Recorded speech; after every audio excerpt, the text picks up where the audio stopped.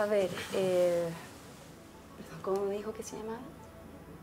Julio. Julio. Y me dijo que trabajaba en... ¿Qué es el fin de semana? No. Oye, ¿te gusta mi ropa? Me encanta tu ropa.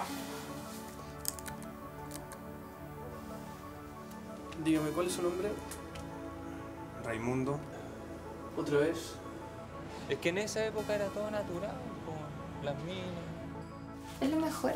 Lo amo. ¿Qué? Te iba a ir sin saludar, weón. ¿Ah? Tiene que estar tranquila.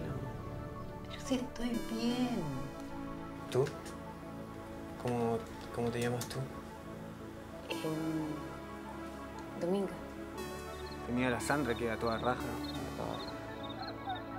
Yo creo que tenía algo bueno ahí, como... Andrés. ¿Qué? Nada, weón, que cuando no andáis un idiota parecí hasta inteligente, weón. Mira, E.T. ¿La viste? Aunque tú des lo que te gusta. Al final terminé la carrera, salí, no encontré pega y terminé igual de frustrado.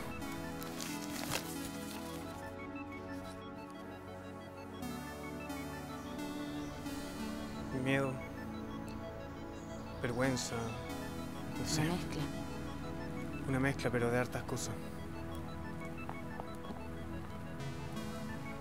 Bueno, tu historia.